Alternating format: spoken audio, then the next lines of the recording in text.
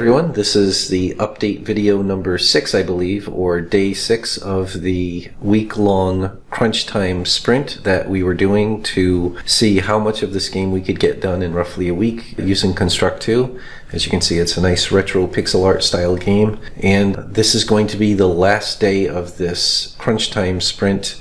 So after this video, things are going to go back to the original pacing, which is like 2 or 3 videos probably every week that are the longer format where you actually see us doing the actual work, not usually the artwork side, but getting the artwork into Construct and starting to make it actually function. And it is possible, however, also we'll be doing some graphic update videos as well, just showing you the progress for the graphics before we start implementing. That just depends on the time we have and what we get done over the course of the next ongoing weeks.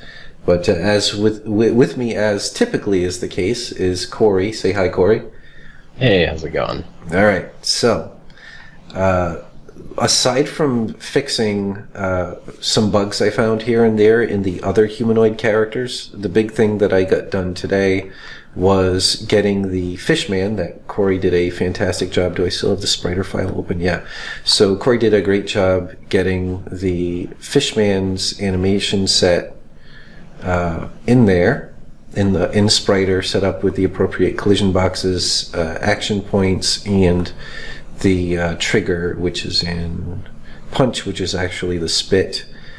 Oh, I fixed that already. I forgot about that. There was a missing image, but I already fixed that. But yeah, so the throw, what is it called? Event trigger. Yeah, there we go. Trigger, yeah. Yep. So I got him, I saved it out as both SCON format and SCML format. Brought him into Spriter. Let me see the Spriter layout there. That's this. And then I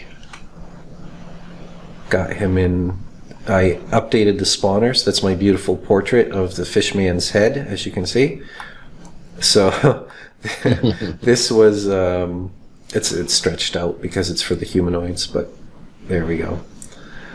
But anyway, so I got the spawners in there and working, and then I just had to customize the behavior a little bit. So this is what we've got so far.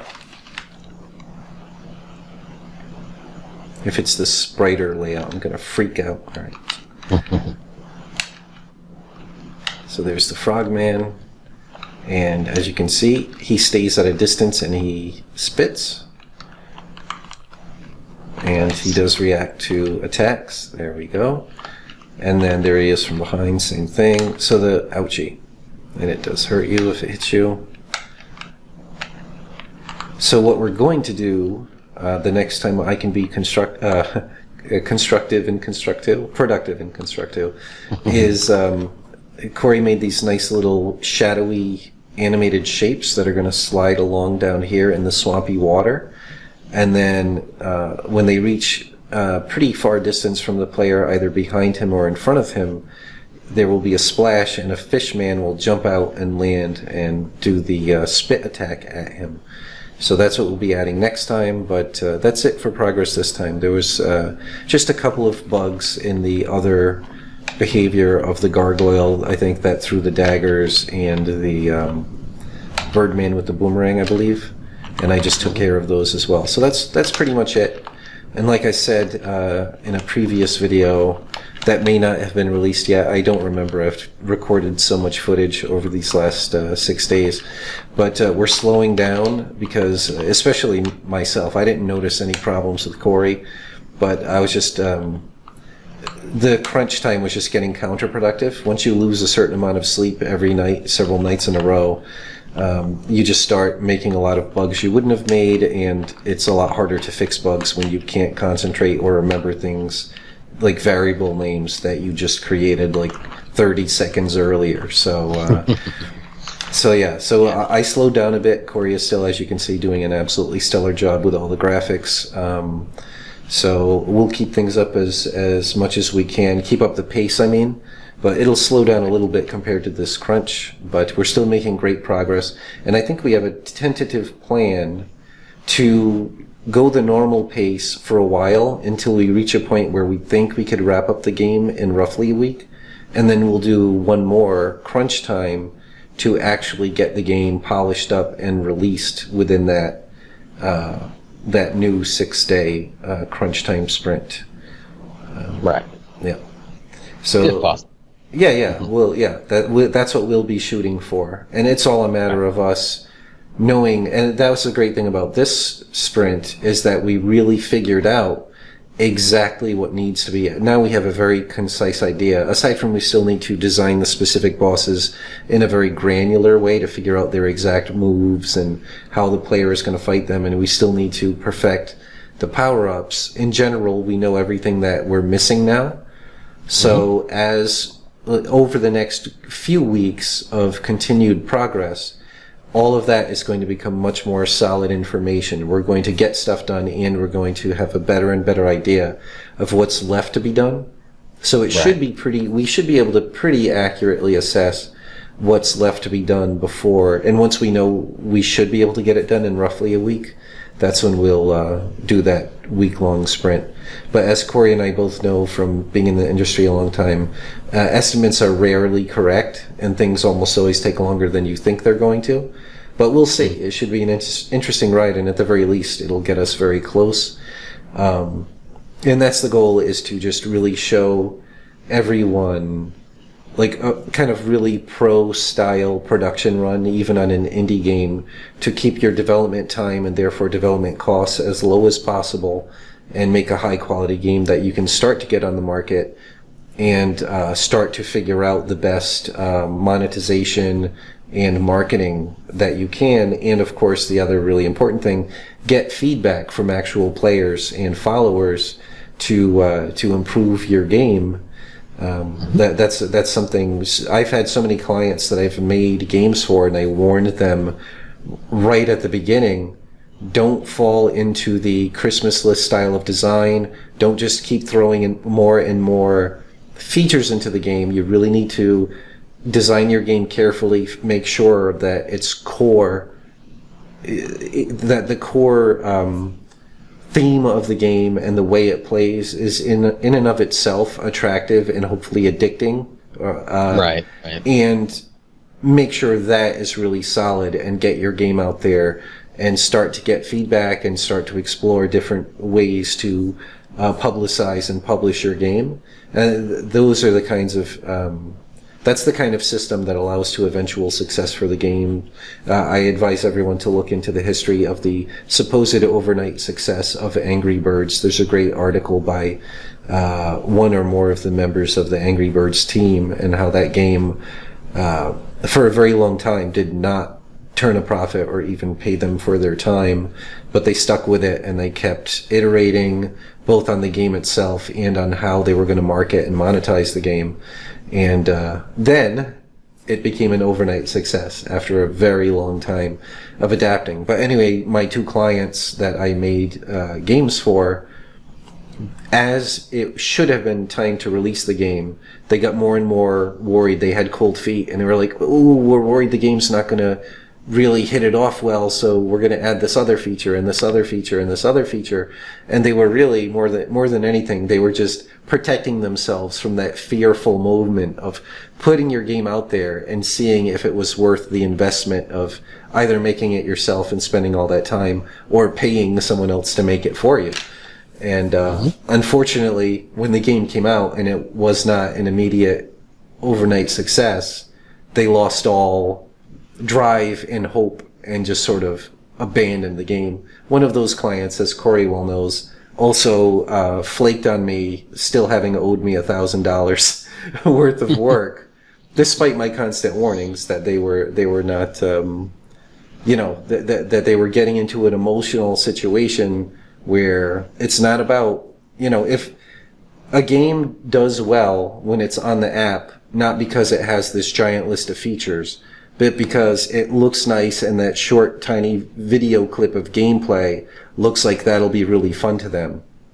You can't impress people, especially like on an Android or iPhone game, with this giant list. Oh, you're going to be able to do this or that. There's 50 different kinds of sneakers that you can unlock or whatever. That's not the thing that gets someone to download the game in the first place. Or well, even, maybe some people. Yeah, but very few. But the point is, yeah, that's just it's an extreme danger as an independent developer or someone investing in being an independent developer, is whether you're paying for a game to be made or you're making the game yourself, you got to understand that the marketing aspect of it and the publishing aspect of it is its own entire beast that requires its own completely separate development cycle that's going to start like halfway through the development cycle of the game and extend well beyond the initial release date of the game, unless you've worked your way into a situation where you already have a massive supportive following, or you already have some really powerful social media people out there that are going to make a video showcasing your game, and that way you're almost guaranteed a certain number of sales on the first day of release. But otherwise, if you're a small guy without this big following, for one thing, you should be working on building that following while you're working on that game as much as possible, and networking and making sure you're starting to like and follow and send positive feedback and stuff like that on their social media. So when the time comes, you can share what you're working on with them in hopes that they will like and share your project and help spread the word much better. These days, social networking and that kind of quote-unquote viral marketing or just social media marketing can be far more important than the quality of the game. It's a really tricky thing. Yep. But now I'm suddenly imagining, some shoe upgrades for this guy here. That is true. I mean, we could offer an entire expansion pack. And you just pick between all your like high tops, low tops. They light up when you take a step. All that kind of stuff. Cowboy boots in there. Ooh, nice. Anyway. Yeah, and you could upgrade those with spurs on the back and the front. Yeah. It's like Transformers. The spurs, like you jump up, the spurs go down, and it's like rollerblades. Yeah. But anyway. All right, I guess we will end the video there. Sorry I got in my little rant about marketing and stuff, but it is really so important. When your game is out there, do not give up on it. Do not lose heart. Definitely do not go, oh, the world is just too stupid to appreciate how great my game is. That form of self-defensive negativity is just going to make you stop doing something that you love, or make you stop loving that thing that you used to love. And you just have to understand there's more than a million. There's an ocean of other games out there competing for attention, and the whole marketing aspect of it is every bit as important or more, like I said, than the actual quality of the game.